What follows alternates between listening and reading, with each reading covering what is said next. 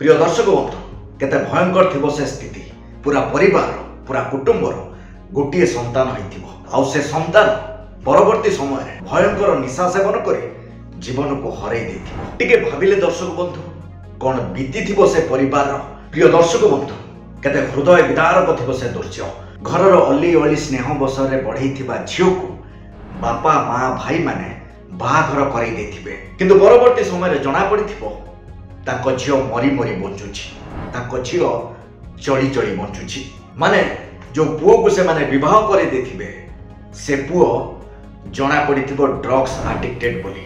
आउ किछि दिन पर खबर ए आसीबो ताको झियो जंत्रणा सही न पारी सबुदिन पाए दुनिया छाड़ी चली जाइछि।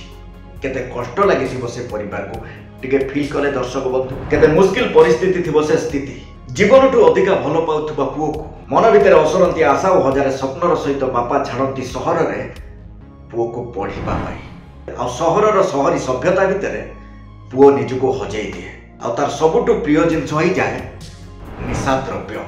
आ शेषरे से बापार आशा आशार रही जाए।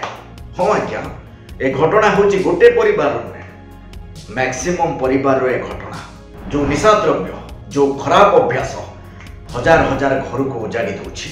जो माने से रास्ता रे जाई आउ फेरी पारु ना स्नेह ममतारे पूरी उठुतबा घर जेते बेले अंधार हे जाउची। ए वीडियो होची सेही मानक पई जो माने भयंकर भयंकर खराब अभ्यास रे अभ्यस्त होई सारिचंती।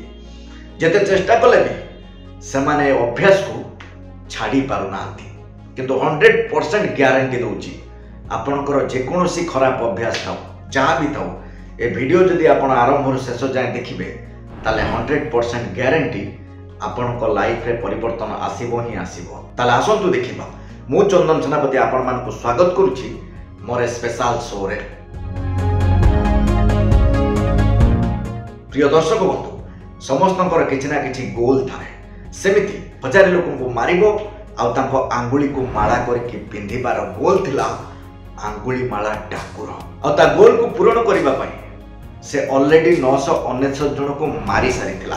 माने आ गोटे लोक बाकी थिला जो लोक को मारी की ता आंगुली को माला करके पिंधेले ता गोल पूर्ण हबो, तार स्वप्न पूर्ण हबो। सेते भयंकर थिला, सेते खतरनाक थिला। जो राज्य रे से रहउतला से राज्यर राजा भी डरुतले। एमिति की से जो पहाड़ ऊपर रहउतला से पहाड़ चारिपटरे बोर्ड लागी जाउतला आ से रास्ता दे केही जाउ नथिले।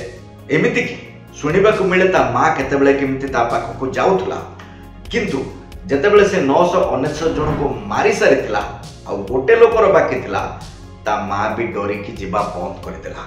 एते भयंकर थिला सेटा को। जेतेबेले पूरा राज्यर कुकुआ भय, जेतेबेले से रास्ता दे जीवा तो दूरर कथा से रास्ता को अनेबा को भी समस्ते डरुथुले।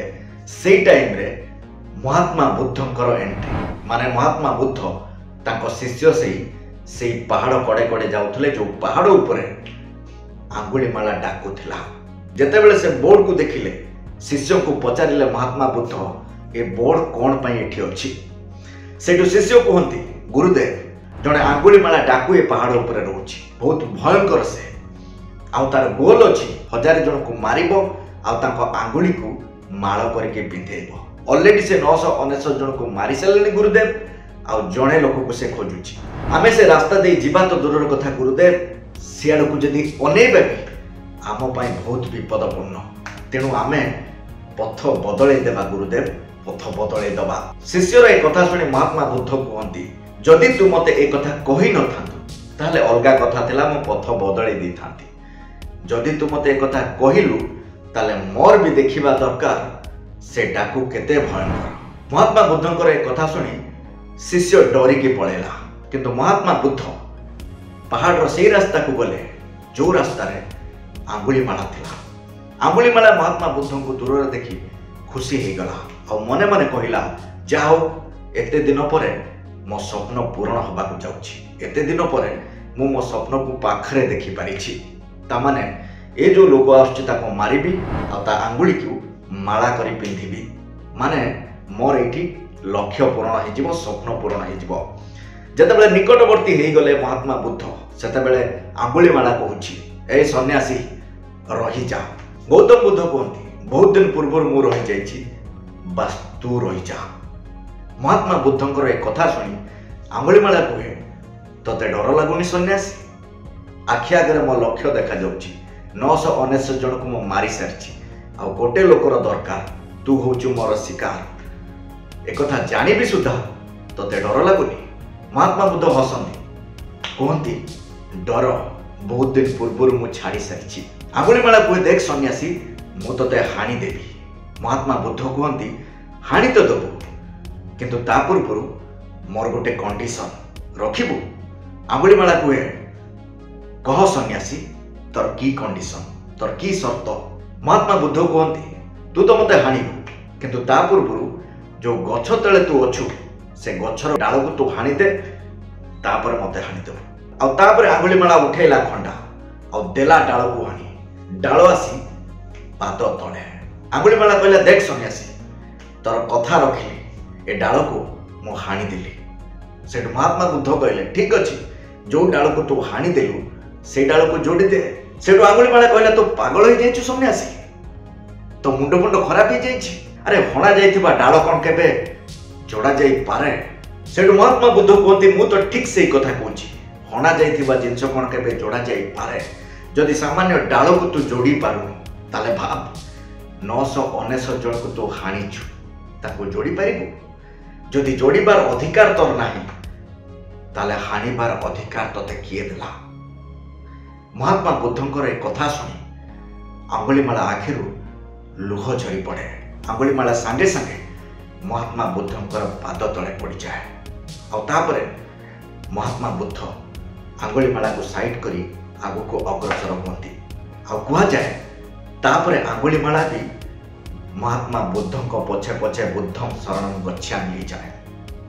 ଆଉ ଯେତେବେଳେ ମହାତ୍ମା ବୁଦ୍ଧଙ୍କ ପାଖରେ ପହଞ୍ଚେ, ସେତେବେଳେ ମହାତ୍ମା ବୁଦ୍ଧ ଆଙ୍ଗୁଳିମାଳାକୁ କୁହନ୍ତି, ଯା ଭିକ୍ଷା ମାଗିବୁ ଯା। ଆଉ ଆଙ୍ଗୁଳିମାଳା ଗାଁର ସେଇ ଲୋକମାନଙ୍କ ପାଖକୁ ଯାଏ ଭିକ ମାଗିବାକୁ, ଯୋଉ ଘରର ଲୋକମାନଙ୍କୁ ସେ ହାଣି ଦେଇଥିଲା।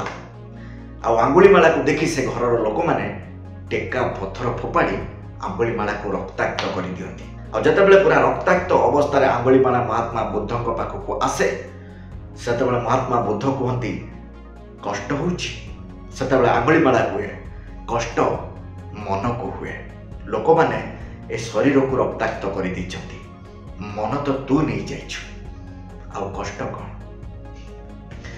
ତ କଥା ହେଉଛି ଦର୍ଶକ ବନ୍ଧୁ, ଯଦି 999 ଜଣକୁ ମାରିଥିବା ଜଣେ ଭୟଙ୍କର ଡାକୁ, ଜଣେ ଖତରନାକ ଡାକୁର ମନ ପରିବର୍ତ୍ତନ ହେଇଯାଉଛି, ମାଇଣ୍ଡ ଚେଞ୍ଜ ହେଇଯାଉଛି, ତାହେଲେ ଆପଣମାନଙ୍କର କାହିଁକି ନୁହେଁ? କ'ଣ ପାଇଁ ଏ ଖରାପ ଅଭ୍ୟାସକୁ ଆପଣ ଛାଡ଼ି ପାରୁନାହାନ୍ତି? କ'ଣ ଏ ଖରାପ ଅଭ୍ୟାସ ଆପଣଙ୍କର ଏତେ ନିଜର? ଯୋଉ ଖରାପ ଅଭ୍ୟାସ ମାଠୁ ତା ପୁଅକୁ ଛଡ଼େଇ ନେଉଛି, ଯୋଉ ଖରାପ ଅଭ୍ୟାସ ସ୍ତ୍ରୀଠୁ ତା ସ୍ୱାମୀକୁ ଛଡ଼େଇ ନେଉଛି, ଯୋଉ ଖରାପ ଅଭ୍ୟାସ ଭଉଣୀଠୁ ତା ଭାଇକୁ ଛଡ଼େଇ ନେଉଛି, ଯୋଉ ଖରାପ ଅଭ୍ୟାସ କେତେ ଯେ ଘରକୁ ଅନ୍ଧକାର କରିଦେଉଛି, ସେଇ ଖରାପ ଅଭ୍ୟାସ କ'ଣ ଏତେ ପ୍ରିୟ ଆପଣ ତାକୁ ଛାଡ଼ି ପାରିବେନି? ଆସନ୍ତୁ ସମସ୍ତେ ମିଶି ସଂକଳ୍ପ ନେବା, ଆଉ ଗୋଟେ ସୁସ୍ଥ ସମାଜ ଗଢ଼ିବା। ରହୁଛି, ଏ ଭିଡ଼ିଓ ଯଦି ଆପଣଙ୍କ ହୃଦୟକୁ ଟିକିଏ ବି ଭଲ ଲାଗିଥିବ, ତାହେଲେ ଲାଇକ୍ ସେୟାର ସବସ୍କ୍ରାଇବ୍ କରିବାକୁ ଜମାରୁ ଭୁଲିବେନି ଦର୍ଶକ ବନ୍ଧୁ। ଆଉ ଯଦି ଭଲ ପାଇବା ଦେବେ, ତାହେଲେ ଏଇ ଟାଇପ୍ର ଭିଡ଼ିଓ ବନେଇବାକୁ ମୁଁ ଚେଷ୍ଟା କରିବି। ରହୁଛି, ପୁଣି ଦେଖା ହେବ ଆଉ ଗୋଟେ ଜବରଦସ୍ତ ଭିଡ଼ିଓ ସହିତ। ସେତେ ପର୍ଯ୍ୟନ୍ତ ବିଦାୟ ଦିଅନ୍ତୁ। ନମସ୍କାର।